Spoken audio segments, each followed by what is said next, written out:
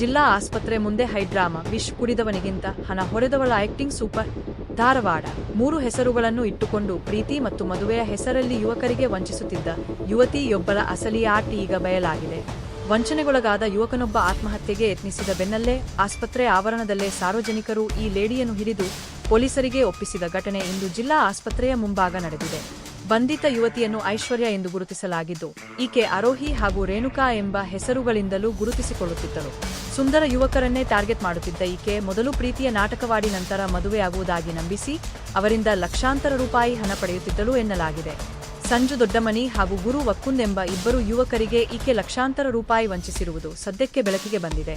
ಧಾರವಾಡದ ಗುರು ವಕ್ಕುಂದ್ ಎಂಬ ಯುವಕನಿಗೆ ಮದುವೆಯಾಗುವುದಾಗಿ ನಂಬಿಸಿದ್ದ ಐಶ್ವರ್ಯ ಆತನಿಂದ ಹಂತ ಹಂತವಾಗಿ ಸುಮಾರು 7 ಲಕ್ಷ ರೂಪಾಯಿ ಹಣ ಕಿತ್ತಿದ್ದಳು.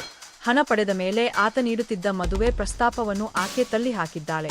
ಇದರಿಂದ ಮನನೊಂದ ಗುರು ಜಿಲ್ಲಾಸ್ಪತ್ರೆಯಲ್ಲಿ ವಿಷ ಸೇವಿಸಿ ಆತ್ಮಹತ್ಯೆಗೆ ಯತ್ನಿಸಿದ್ದಾನೆ. ಪ್ರಸ್ತುತ ಆತ ಸಾವು ಬದುಕಿನ ನಡುವೆ ಹೋರಾಡುತ್ತಿದ್ದು ಜಿಲ್ಲಾಸ್ಪತ್ರೆಯಲ್ಲಿ ಚಿಕಿತ್ಸೆ ಪಡೆಯುತ್ತಿದ್ದಾನೆ. ಗುರುವನ್ನು ನೋಡಲು ಆಸ್ಪತ್ರೆಗೆ ಬಂದಿದ್ದ ಐಶ್ವರ್ಯನನ್ನು ಕಂಡ ಗುರು ಕುಟುಂಬಸ್ಥರು ಆಕ್ರೋಶಗೊಂಡರು. ನನ್ನ ಮಗನ ದುಡ್ಡು ವಾಪಸ್ ಕೊಡು, ಇಲ್ಲವೇ ಅವನನ್ನು ಮದುವೆಯಾಗು ಎಂದು ಗುರುವಿನ ತಾಯಿ ರತ್ನವ ಪಟ್ಟು ಹಿಡಿದರು. ಈ ವೇಳೆ ಮಾಧ್ಯಮದ ಕ್ಯಾಮೆರಾಗಳನ್ನು ನೋಡುತ್ತಿದ್ದಂತೆ ಐಶ್ವರ್ಯ ಅಲ್ಲಿಂದ ಓಡಿ ಹೋಗಲು ಯತ್ನಿಸಿದಳು.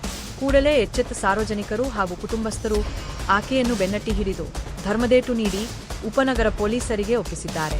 ನನ್ನ ಮಗನ ಸ್ಥಿತಿಗೆ ಈಕೆಯ ಸುಲಿಗೆಯೇ ಕಾರಣ. ಇವಳ ಅಸಲಿ ಮುಖ ಎಲ್ಲರಿಗೂ ತಿಳಿಯಬೇಕು ಎಂದು ಗುರುವಿನ ತಾಯಿ ರತ್ನವ ನೋವು ತೋಡಿಕೊಂಡಿದ್ದಾರೆ. ಸದ್ಯ ಪೊಲೀಸರು ತನಿಖೆ ಮುಂದುವರಿಸಿದ್ದಾರೆ.